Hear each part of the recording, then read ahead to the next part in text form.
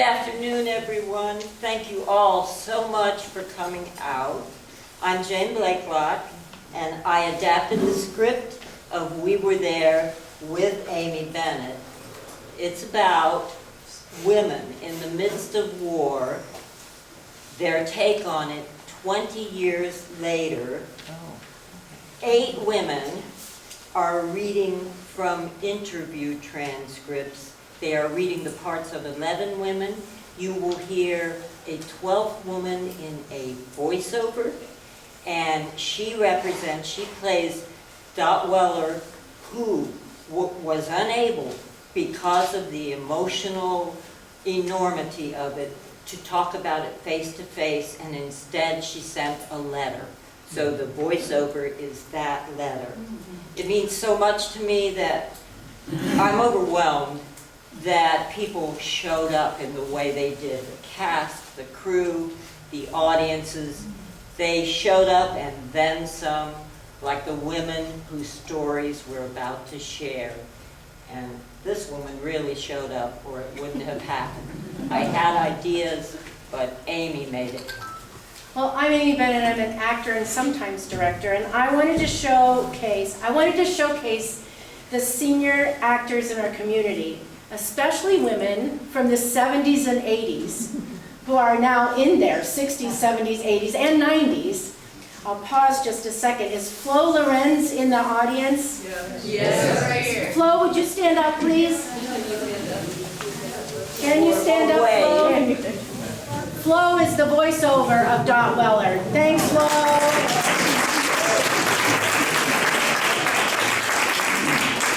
Thank you. The part of Nikki will be read today by Jane Blakelock because Diane Anderson, who created the part, was taken to the hospital 2 days ago. So just keep her in your thoughts. Yeah, go ahead. And Amy will read I was reading 2 parts. Amy will read Grace. I will be reading Nikki instead of Grace. Amy will read Rose and Grace. So, without further ado, we want you to enjoy the show. There will be a talk back after the show, so we'll give you a couple minutes to leave if you need to leave, and then whoever wants to stay, the actors will be on stage. Turn off your cell phones, please, and enjoy the show. Thank you.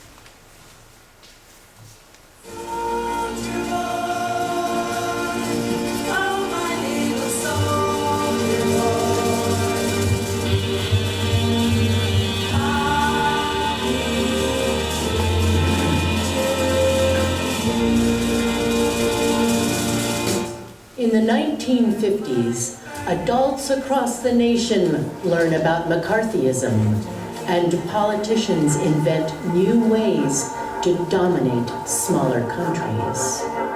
But in backyards, life is still innocent. Young girls clap rhymes and twirl batons.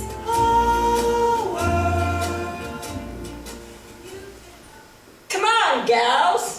I have an F-O-R-D Ford made out of T-I-N and tin, and I would L-I-K-E like to take you for an S-P-I-N spin, and we will P-A-R-K park out in the D-A-R-K dark, and I will K-I-S-S kiss you all the T-I-M-E time, rack 'em up, stack 'em up, any old time, match in the gas tank. Boom, boom.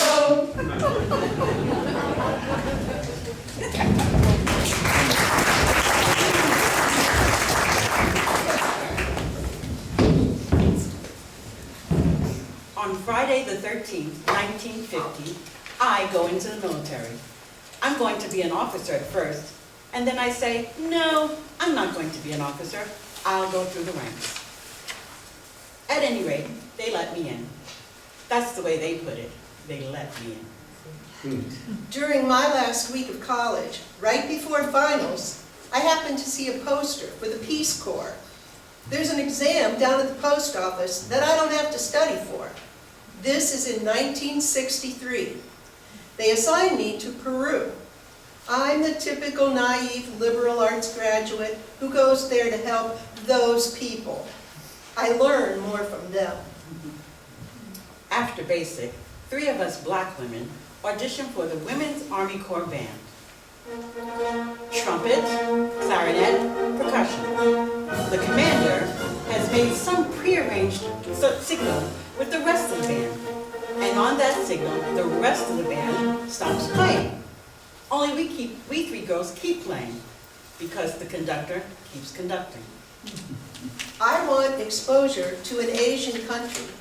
So in 1967, they're going to send me to Laos.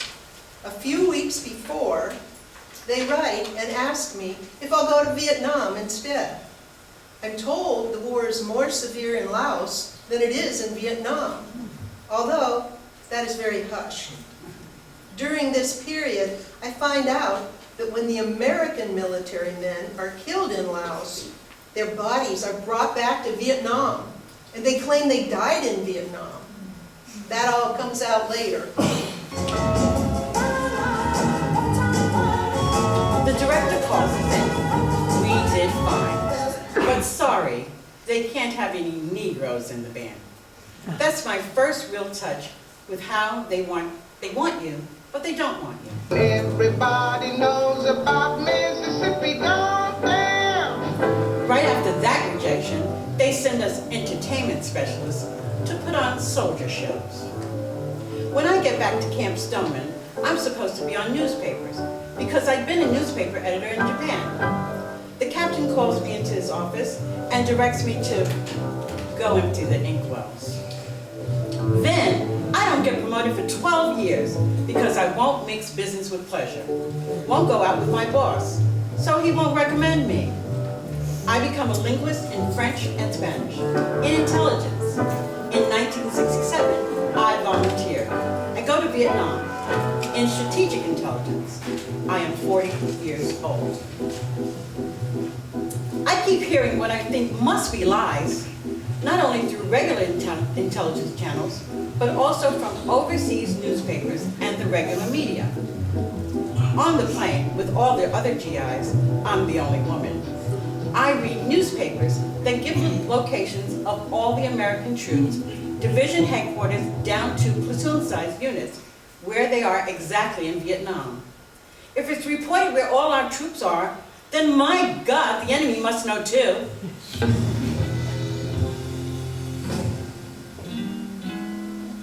My mother tells me that since the age of 2, I have wanted to be a nurse. Because when someone was sick, I'd bring them the aspirin, hold their hand, but in career aptitude tests, the last thing I was suited for, according to the test, was nursing. They might have been right. I graduated from high school in 1965. At Mount Sinai Nursing School in Milwaukee, a fellow student says, gee, I just heard of an opportunity girls might be interested in. One of the recruiters was talking about being Army nurses as officers with a choice of duty stations. In Fort Worth, California, sure sounds nice. I think the first time I am really tested is when I call the Tet Offensive. I have all these reports, write a paper, I get into my Jeep and go up to Saigon, to the major, to the colonel. I do this at least 30 days ahead of when it's supposed to be. The colonel says, well, we really don't know. I have at least tried to warn our brass. I am right. Tet is history. I graduated from high school at 16, so I go to nursing school when I'm 17. I'm pretty young. At a 3-year nursing school. And at this point, the war is building and raging by the time I get out of school in 1969. I'm the musical director for KFRC radio station in San Francisco. and a volunteer hostess at the USO Airport Lounge, dealing with servicemen as they're going over and coming home from Vietnam. I always wanted to be part of this war. I want to help. I just want to be able to show these men that I see every day coming in or out of the USO that somebody really cares. Finally, the time comes and I commit myself to the USO, pack my bags, and before I know it, I'm at Camp Lejeune, North Carolina, training at the Jacksonville USO Club there. I can still see us flying down those freeways heading south toward Texas. We felt like we were invincible. I remember trying on our combat boots, ponchos, and our uniforms. We'd never worn anything so ridiculous. I'm 21 when I go over there. I've gone through a 3-year nursing program in Los Angeles, and there have been recruiters coming to the hospitals, talking about the war, talking about the need for nurses, so that's in the back of my mind. And my mom was a Navy nurse in World War II, and I think that had a big impact on my decision also. I finished 2 years of junior college, and I'm not really sure how I'll get the money to complete my education. One day my brother says, "Grace, I think I found a way." He's reading an Army magazine about helicopters, and there's something in it about the Army Student Nurse Program. I'm restless in Buffalo. In the spring of 1968, and the war's really building up. I remember watching the news every night, seeing in full glorious color all the young guys on the stretchers really torn up. I feel as a registered nurse, I have something I can offer to these young men over there. A male nurse and I decided to join the Army together to go to Vietnam on the buddy system. After 6 weeks of basic, we traveled to San Francisco, and within 24 hours, we're in Long Binh. This is February 12, 1970. I go down to the Navy recruiter and I'm told I'm too old. I'm 26 or 27. The Air Force tells me I'll have to spend at least a year in the States before they'll train me as a flight nurse. I say, I want to go as soon as I can. While I feel like it, well, I have the spirit that's moved me. Only the Army guarantees I can be over within a certain period of time. I try to get into the Air Force, and oh, that's a little story in itself, because I don't get in. And the reason they give me is that I have bifocal amblyopia. Oh, bifocal amblyopia? I think I don't get in because I don't pass the beauty contest. Oh, I have to go out, I have to buy a dark dress with a waistband, and a recruiter comes from the Air Force and takes pictures of me standing straight, full length, each side, you know, and then my face from either side. I don't fix my hair, I don't put any makeup on, because I really resent the fact that they're taking these pictures. I don't see what that has to do with it. I don't get into the Air Force. So I figure I will go into the service, and the Army will take anybody, so I go into the Army in the May of 1970. I've been against the war. I don't think we ought to be over there, so I asked the recruiter about my chances of being sent to Vietnam, and he says, no way can they send a female unless you would volunteer. We go to Fort Sam, then to Fort Ord, and in a couple weeks I get orders for Vietnam.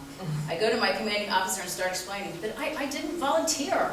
She just looks at me and grins. Did you get that in writing, Lieutenant? You get a little bit of medical training in the field where they wrap some volunteer up in bandages, put a tag on him saying what is wrong with him, and we have to take care of him. Totally unrealistic. Another game. We're given weapons training in that they show us how to fire an M16, but they won't let us do it. And I don't see how the Army could have done any different. I hated them for years for not training me better for Vietnam. But I don't think it could possibly be done. I don't think you can train anybody or teach anybody to experience something that horrible.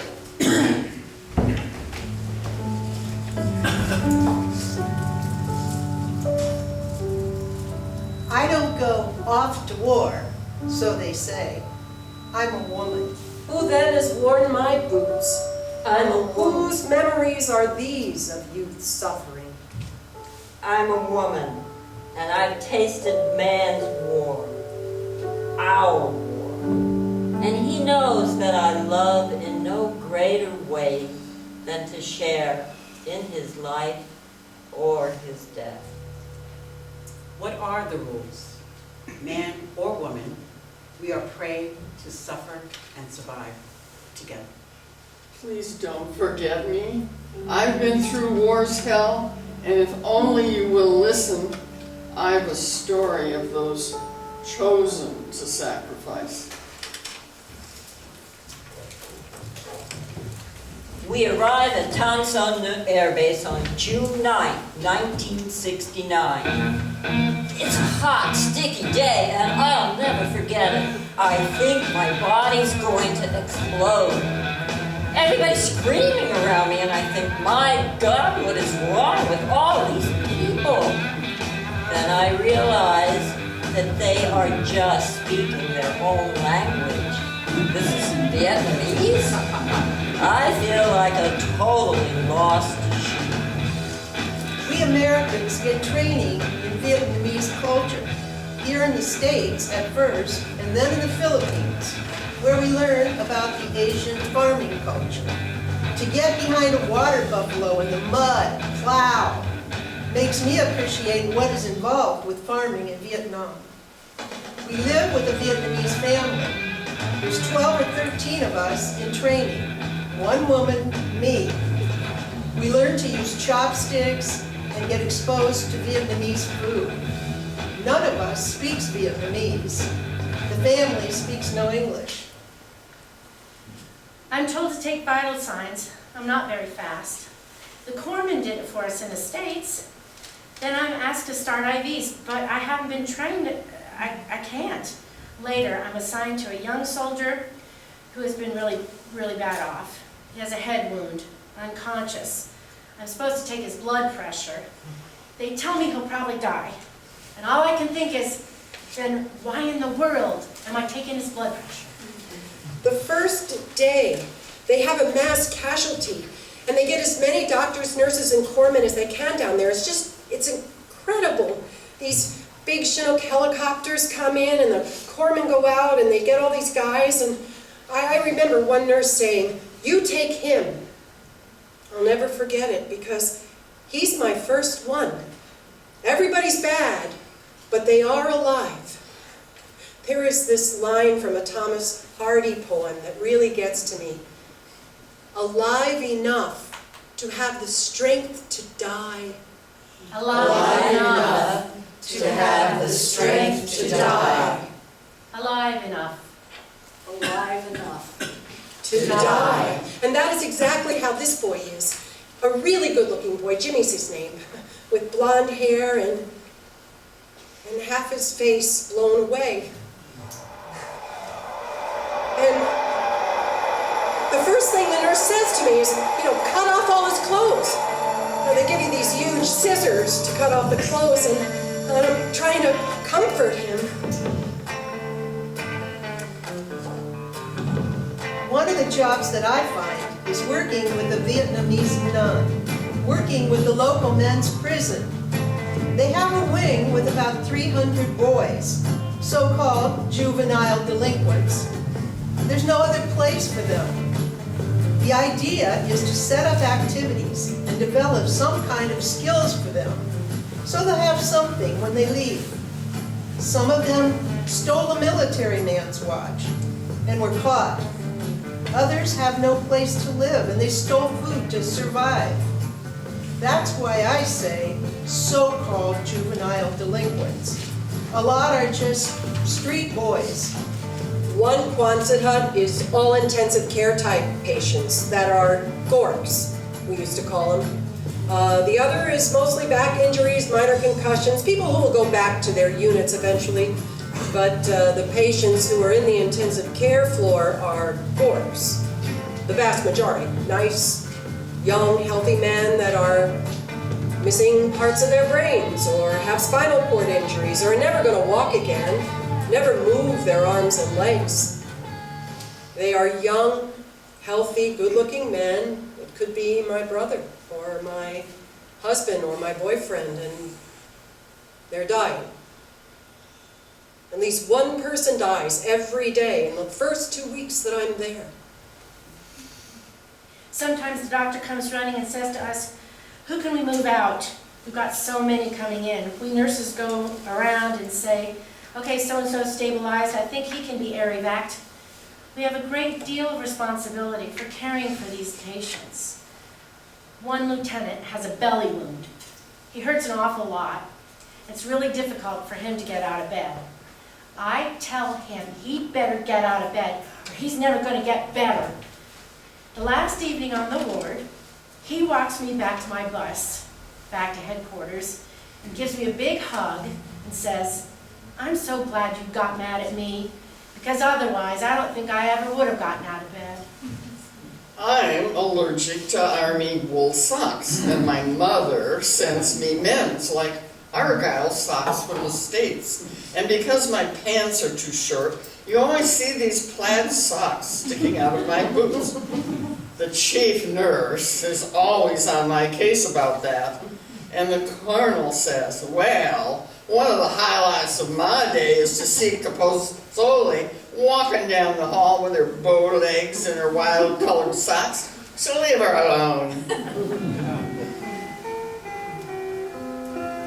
I think I have beautiful brown color, right? Well, I get in the shower and start washing. And I say, "Oh my God, what's happening? My washcloth, so help me God, is brown." And I think I'm turning white. You don't know how panicky that is. I almost start crying. Do you realize how dusty Vietnam is? And this is a matter of being just there a few hours. Imagine, the first day there, and I think, oh, my black is coming off. I'm in intelligence. I'm in intelligence headquarters. The only Spec 7. That's Specialist 7 there. The only woman. One day, when the general walks in, nobody, none of the men in there, wants to tell him that his fly is open. I tell him his fly is open. And everybody glares at me. I don't think they like that. The general says, "Whoops, thank you," and zips up his pants. We program events. Mexican Day, Irish Day, Southern Day. We work on these for months, planning food and entertainment, putting out PR. We have an Oktoberfest with German food cooked by a Vietnamese cook. He's making German spuds and sauerkraut, and he's never seen this type of food.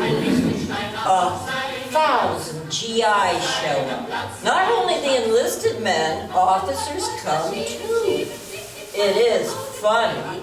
The staff goes to the Saigon marketplace and gathers chicken feathers. And we use brown paper bags and make alpine hats to see all these officers and enlisted men sitting at the tables with rubber bands around their necks with these hats. It's hilarious.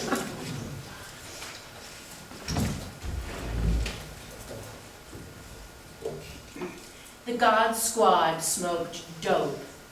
The priest was a closet gay. The top sergeant delved in horrors for lost, lonely soldiers to lay. Innocence was not a character in this play. Give me a U! Give me a For C! prepping, I use those big straight-edge razors. In case, with some head wounds, Jesse Bluefield had a big, bushy beard. They told me to shave his face. Well, I had never used one of those doggone things. So my very first swipe, I put a nice gash into his cheek, and I remember the anesthesiologist says, Be sure to record this first incision made by a lieutenant comes during frat times. They give me a straight edge razor, send me back to my hooch and say, now shave your legs. And I tell you, you shave your legs once with that or twice and you learn how to handle it awful quick. I'm only there about a month or so, and there's a red alert in our hospital. The Marines standing guard on the POWs are running around with weapons locked and loaded. We're supposed to put our mattresses over our patients, wear our flak jackets and helmet, and stand guard at the door. All I can think is, what if nothing happens and I still have to get all these IVs out and these dressings? So I keep on working, and I can't work in a steel pot, so I don't wear one. And the flak jacket only slows me down, so I don't wear it. I just keep on going and reassuring my patients. When I think about it now, I was terrified. But you could never admit it or deal with your own emotions and feelings, because if you did, you could never do anything meaningful for anyone. But you remember crazy things like the movies that you could go to if you had some time off. And of course, the third reel they'd have on first. And then the first reel, and then the second reel. Nothing together, but you sit there and watch it. During times you're being hit, we have to wear flak jackets. Once the Special Forces fellow asked me to go to the movies. I have on my dress, and my sandals, and my flak jacket, and my helmet. And I've just gotten a care package, and it has Cracker Jacks in it, so we are going to the movies. The thing that's in my mind more than anything, during the Tet Offensive, there were patients outside each operating room, and I came out of the workroom. And between water coming out of the scrub sinks that was splashed down on the floor, and the mud from inside, and the blood from the people lying there, it was all just running down the hall. It was mostly water, but it was like something out of a nightmare, a scene that I've flashed on probably thousands of times since then. I can't believe the numbers of people coming in, the numbers of beds and the kinds of injuries that I'm seeing in front of me. I'm really not prepared for it. This is October of 1968. The Medical Corps motto was, and still is, I guess, conserve the fighting strength. Conserve the fighting strength. The idea of working in a military hospital is to patch up the soldier so he can go back out to battle again. A way of dealing with that sheer amount of patients and the long hours in the hospital is putting up a wall, the emotional numbing that we talk about. There are 19 or 21 beds on the intensive care side, usually all full, total care patients. They're not conscious. Most of our patients don't have pupillary response. Their pupils are fixed and dilated. So we check deep sensation reflex, which is really a deep pain reflex. We pinch them and kind of chart how hard you have to pinch them to make them respond.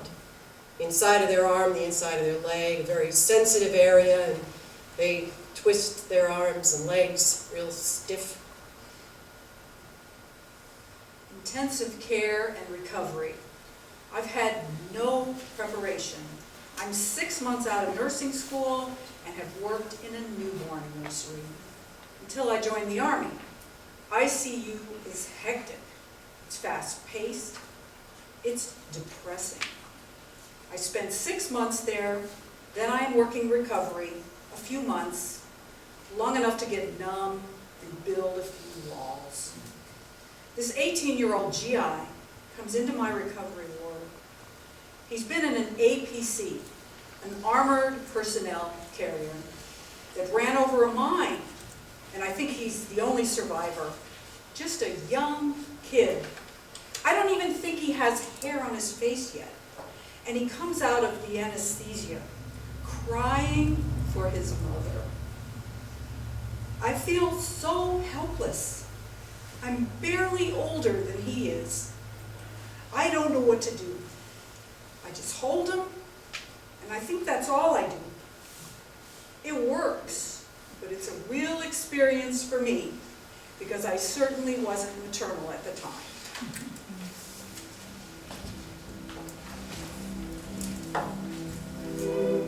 They didn't say much in recovery, especially the head wounded.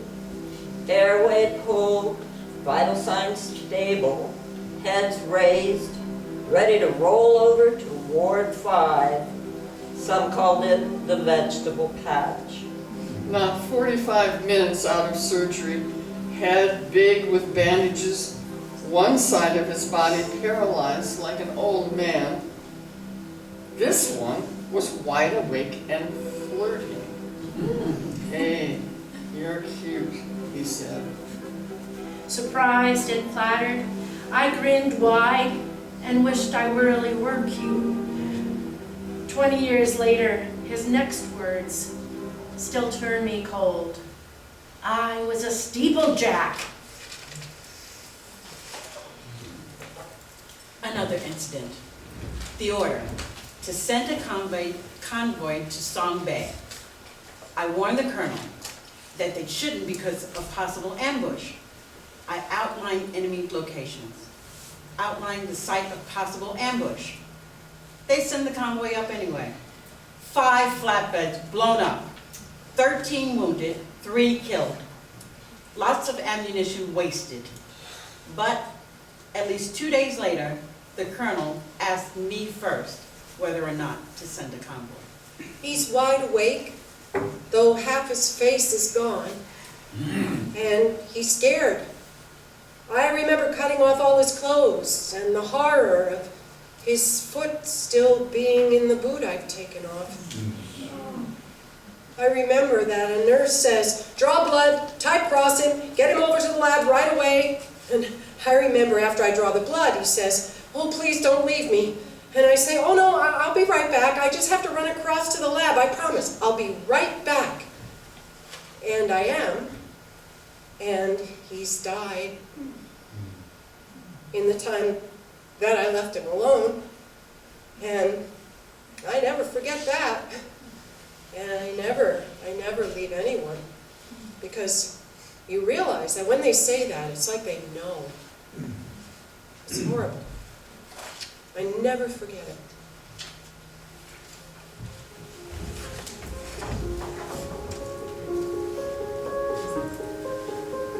A door gunner lay on a litter, rigid, immobile, in the shock ice of fear and pain, into twilight sleep, falling. Never to see the care in her smile, or hear the sanity in her jokes. Falling. Never to feel the touch that wiped Asian dust from his forehead. Another thing that happens during tech, just to show you how stupid things can get. It's probably around the 4th or 5th day when our supervisor comes to me and says, take one of the big brooms and go brush all the blood off the sand outside the OR. I say, you've got to be kidding. She says, no, I'm serious. General so-and-so's coming. I say, for crying out loud, if he's half a general, he doesn't give a damn whether there's blood on the sand or not. We had stretchers lined up there, and we'd strung a big wire to hang IVs on. She says, if I have to give you a direct order, I will. Now take the goddamn broom and go clean the sand. This was about 3 o'clock in the morning. I had to get out of my scrubs, get back into fatigues, boots, the whole works. I had one of those big industrial brooms, and I had to go up and down the whole front side of the operating room, covering up all the blood in the sand. The general probably could not have cared less. Here, we're in the middle of the tech offensive. We've done almost 700 cases, and some screwball is worried about the blood in the sand. I see so many things that are going on and feel that I cannot even write home to family and friends to tell them because they will think I'm going crazy. Sitting down at lunch one day with several people, including 2 men who are with the CIA, who are talking about what kind of activities they're going to have in the village and where they're going that night, who it is they're going to kill, and whether or not they're going to display the heads and so forth. This is over lunch. I'm not believing this. That kind of mentality, that lack of respect for another human being, so compounded in a war. That is why I became strongly opposed to the war.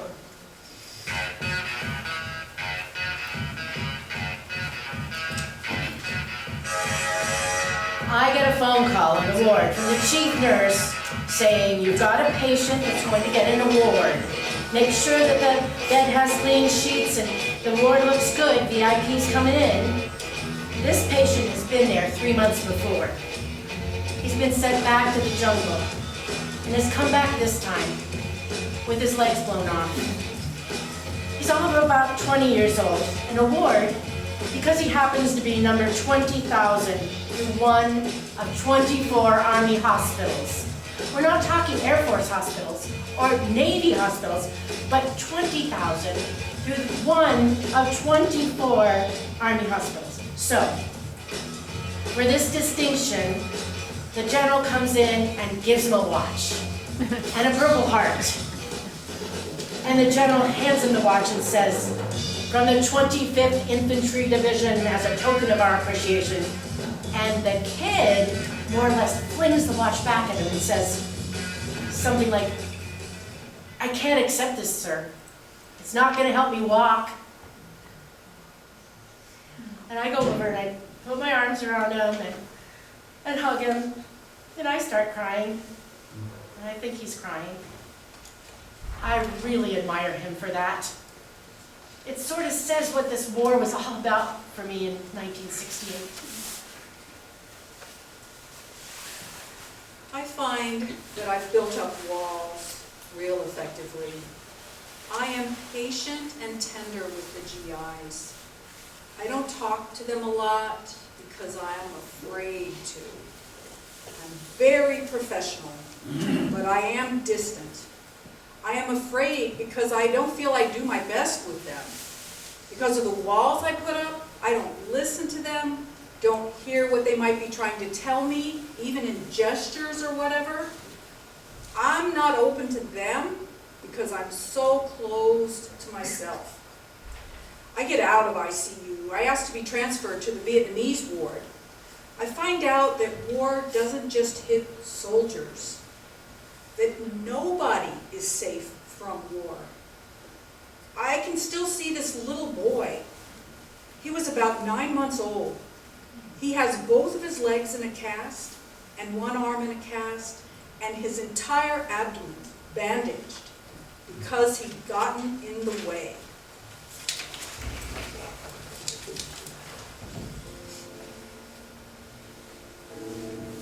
Darkness creeps slowly around me.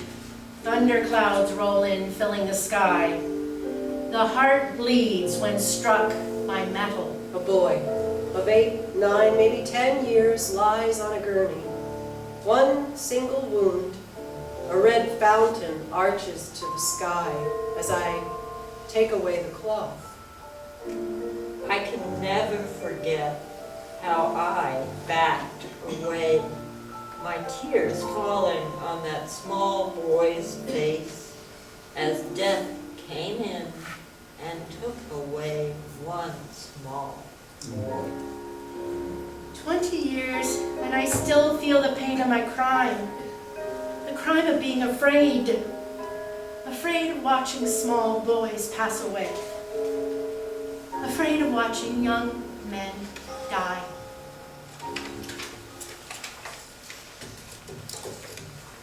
They're giving us Benzedrine.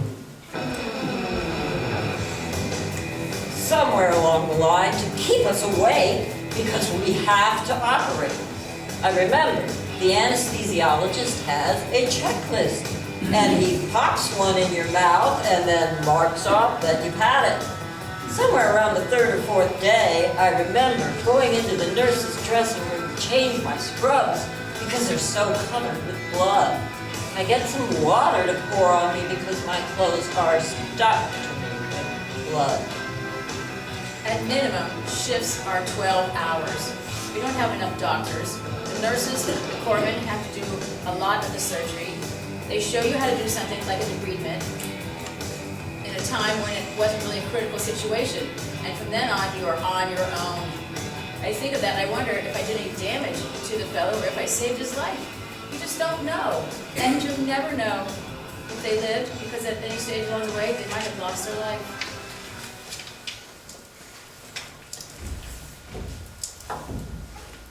For weeks, they hobbled and wheeled around me, healing from the wounds of war.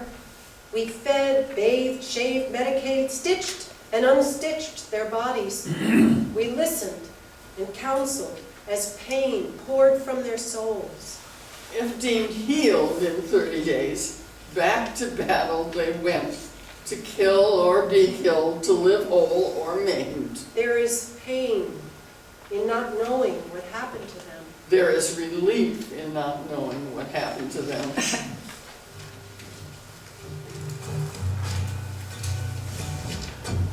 One of my favorite patients, Danny, is from California, 101st Airborne. He's been wounded 3 different times. The first couple of times, his wounds aren't too bad. But the third time, he gets a belly wound. He tells me if he goes back into the field after he recuperates, he won't make it out next time. I tell a doctor who works with us and who's operated on Danny, you can't send him back out there.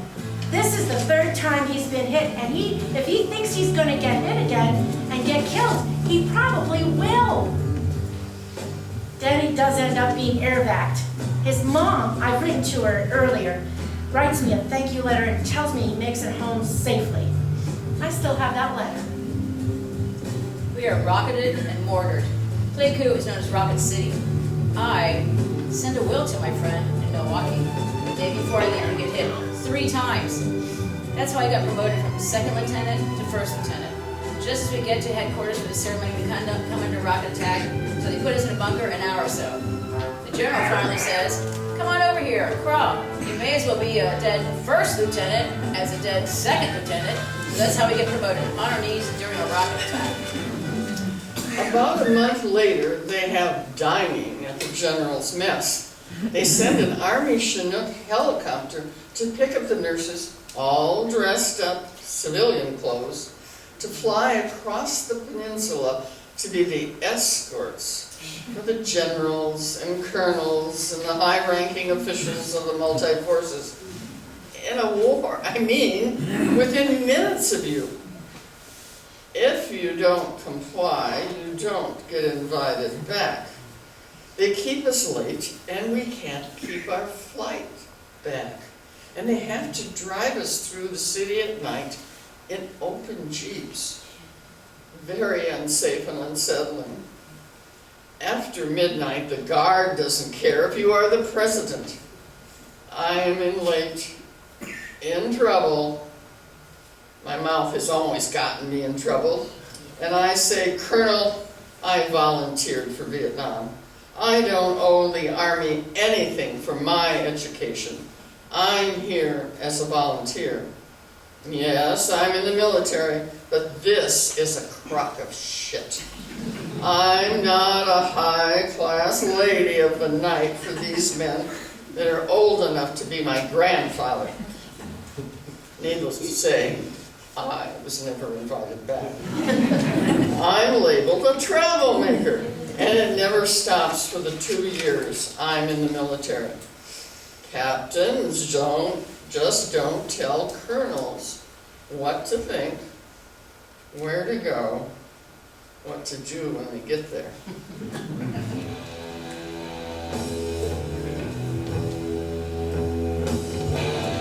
I first saw the dark tinted windows of the car, then the red license plate. with only 1 star. Hardly worth rearranging what I was carrying to give him the finger.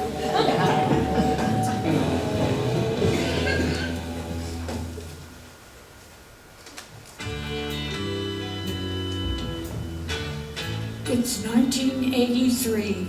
I came home from Vietnam in 1971. You would think I could have sorted things out by this time, but I guess the abscess still drains in me. I was with the Voluntary Relief Group, the American Friends Service Committee. The Quakers' position was to be there to help the Vietnamese civilian to cope with the injuries suffered at the hands of all participants in the war.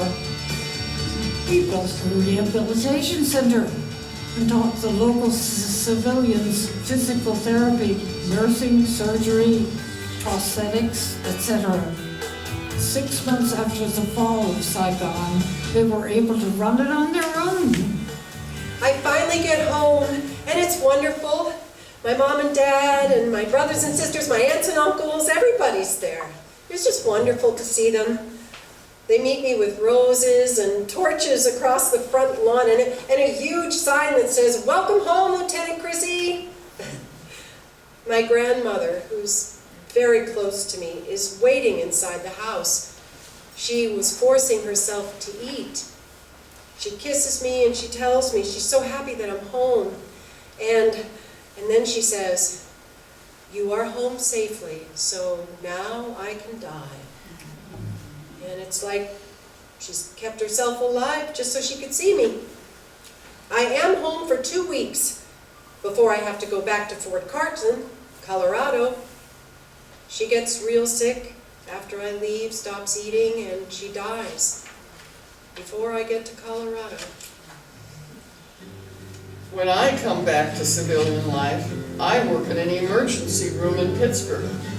And they won't let me start an IV without being supervised by the IV therapy nurse. I probably put in more IVs in that year than she ever saw in her whole life. Jesus, it's incredible. And I have a real hard time now in civilian life when people go to give me an evaluation of any kind. I guess I'm arrogant, or maybe I'm grandiose, I don't know, but I have a real hard time with it. Because I think, who in the hell are you to evaluate my skills? My first husband is a corpsman or OR tech. I get out of the service in October, and in November we are married. He's in active PTSD in our first year of marriage, though I do not know this then. Rages, depressions, talk of suicide, so one of us, me, has to keep control. But mine starts too, with little depressions, and this goes on too long for postpartum blues after Michelle is born. I really think I'm going crazy and starting to have thoughts of suicide myself. I'm officially discharged from the Army in '68. My husband goes back over for 1 more year. I can't just stay home and take care of the baby. And I hear about a shock trauma unit in Baltimore and I think, good, it's going to be something like Vietnam. It is exciting because patients are evac'd in on helicopters.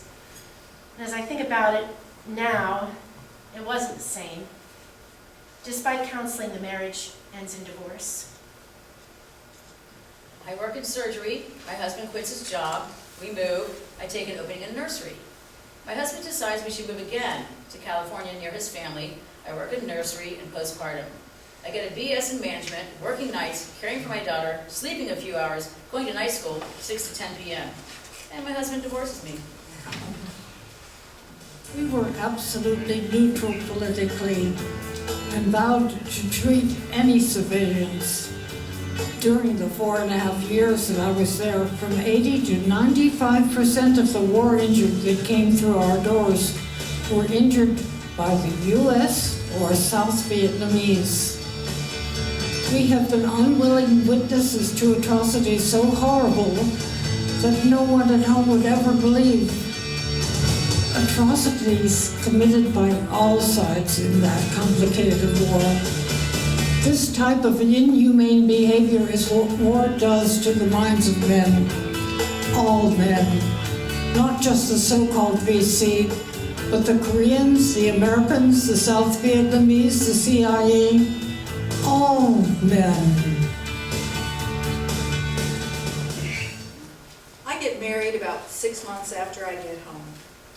Rick and I met in Japan during my second R&R.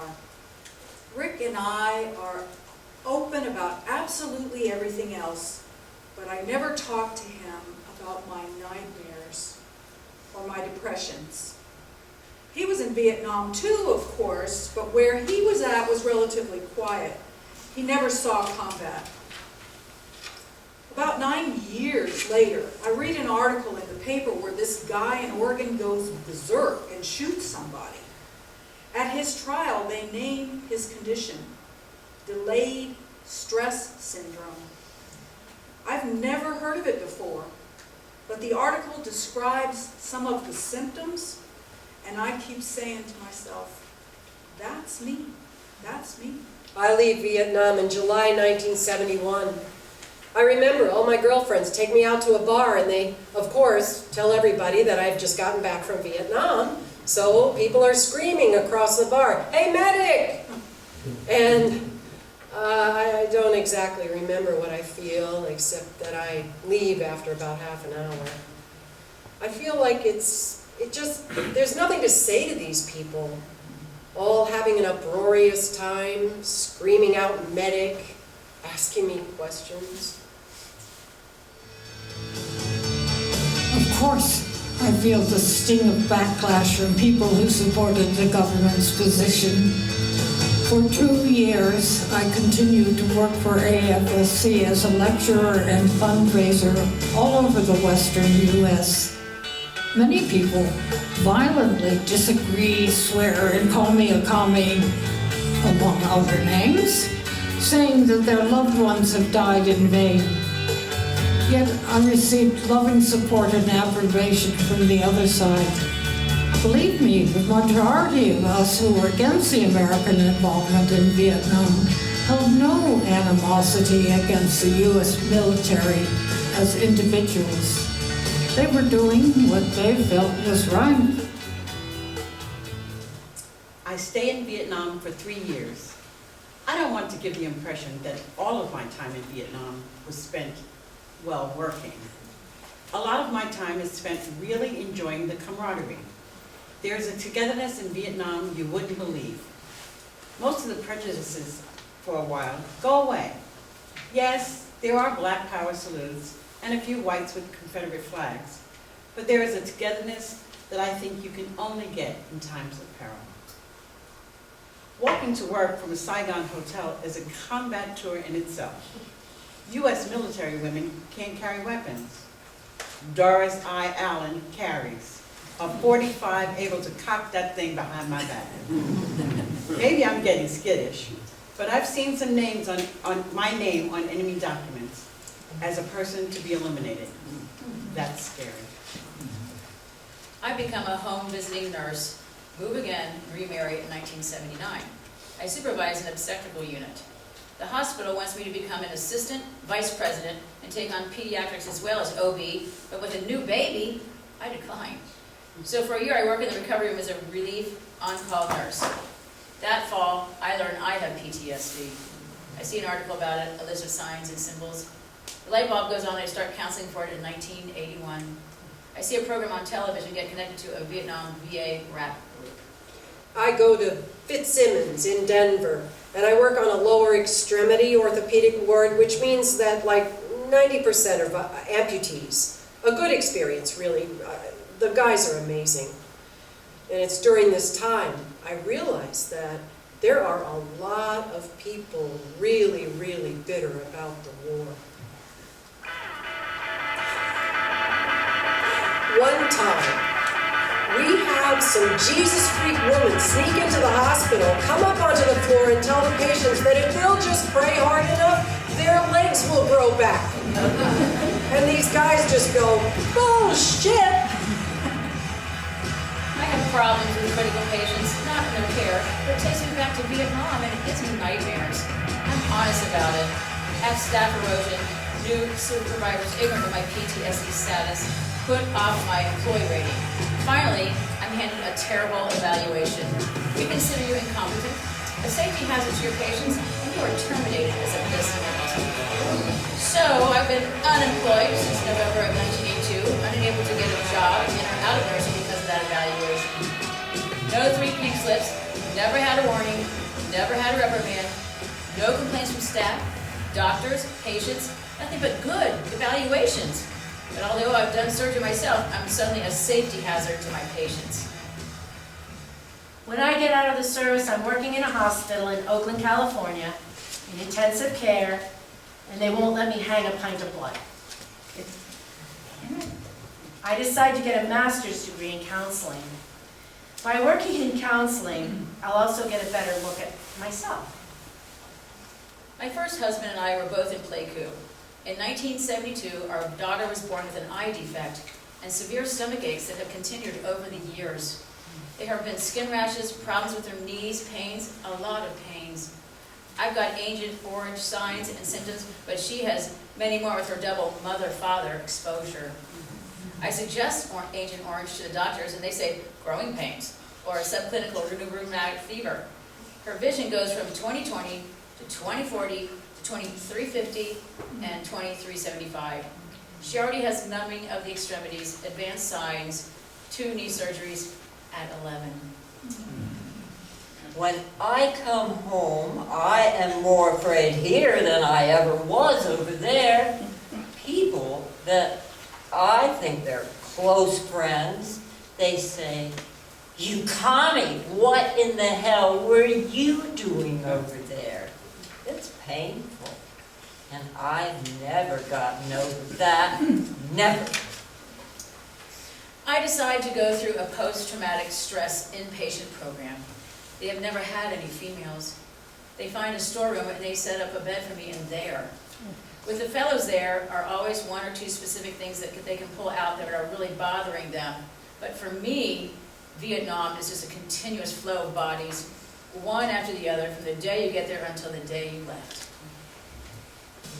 Part of what tears me to shreds is witnessing American military friends, yes, we had many, turning to drugs or mindless savagery to justify what they were being asked to do day after day. Everybody suffers in that war. Everybody. When the fellows came home from World War II and Korea, they came home by boat. They had that decompression time. They could talk to their buddies. Good detox time. I had been working in the middle of Tet, and 24 hours later, I was sitting at McChord Air Force Base, wound up like a 10-day clock. I'll tell you some of the things that did and still do bother me. First of all, the nightmares don't stop. They never stop. Some sound, a smell, a phrase heard, all can trigger flashbacks. Chills running down the spine, sudden tears, which dismay and confuse whoever witnesses them. Night sweats. My friends, once made after Vietnam, are uncomfortable with my tears and moods. The relationship is compromised to some degree. I understand that if I stand any chance of putting my Vietnam experience to rest, I have to talk it out. But I can't do it face to face with another person. I just can't. Sincerely, Doc Willer. The turning point in my PTSD therapy comes when I watch the television movie Friendly Fire. The movie is done with such perception. Whoever sent us over there and made us do terrible things, waste so many lives, so much time and money, so many resources, they are not accountable and will never be really accountable. they've hidden, or they are hidden, behind so many other people that they will never be brought to justice. I realize I wasn't perfect with some of the GI patients, and how much that affected me. I see that we all have our own ways of coping. Probably my two biggest goals right now are I'll do my damnedest to keep something like that from ever happening to anyone again. And if I can help even one other woman veteran to work through it as I have, then it's all worth it. Because nobody needs to live through this.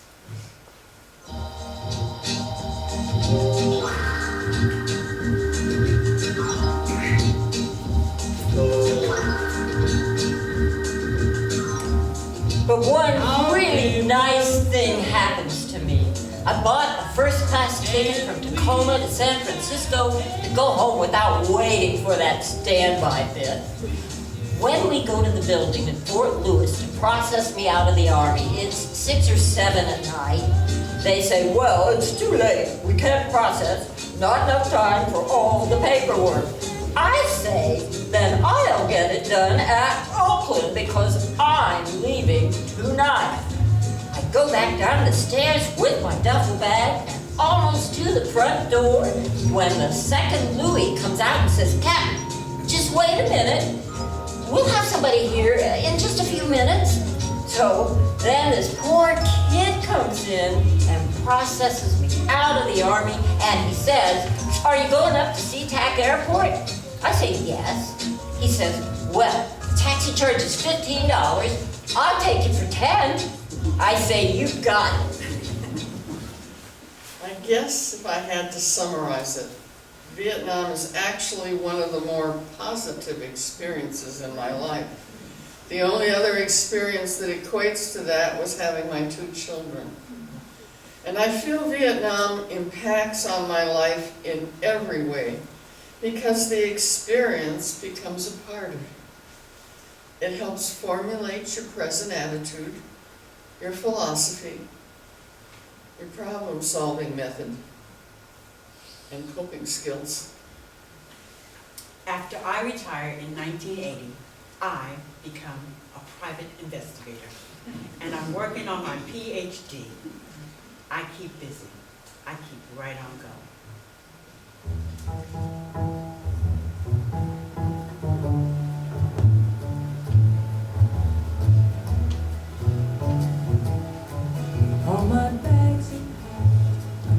I go into the United desk, and there's a young fellow working there. I tell him, I want to go to San Francisco. I say, when does your next plane leave? It's about 8:30 or 9. He says, geez, we don't have one until 12:30. Well, I guess my face falls clear down to the floor. He says, did you just come in from Vietnam? I say, yeah. He says, wait here, and runs off down the hall. About 2 minutes later, he comes charging back, grabs my suitcase, pack, and duffel bag and says, come on, Western's holding the plane for you. And he runs me down there. They throw all my stuff right there in the main compartment. And when I get in, he says, have a nice trip and welcome home. I am so tired. I haven't slept for about 2 days. We haven't even gotten to cruising altitude, and these 2 flight attendants come up with a bottle of champagne and say, we'd like you to have this. I said, thank you very much, but if I drink anything, I'll be flat on my can. She says, don't worry, the whole plane will carry you out to the waiting room. It's sort of a dichotomy. It was so good, and yet it was so awful. It was so good because of the intensity, because of the relationships, the survival, the challenge, the learning experience. I mean, I truly appreciate life so much more. I think I value a human being far more than the average person. I tend to look a little harder for the positive and the good. I will never forget Vietnam. It is always there. And until the day I am 6 feet under, Vietnam will always be there.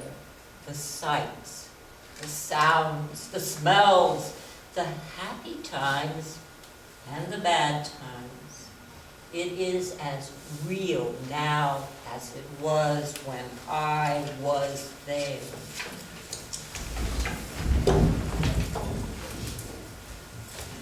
How do you say goodbye? When you never said hello. Stand in front of the black marble wall. See in your reflection their names. Then touch them. You will say hello and goodbye. Together. We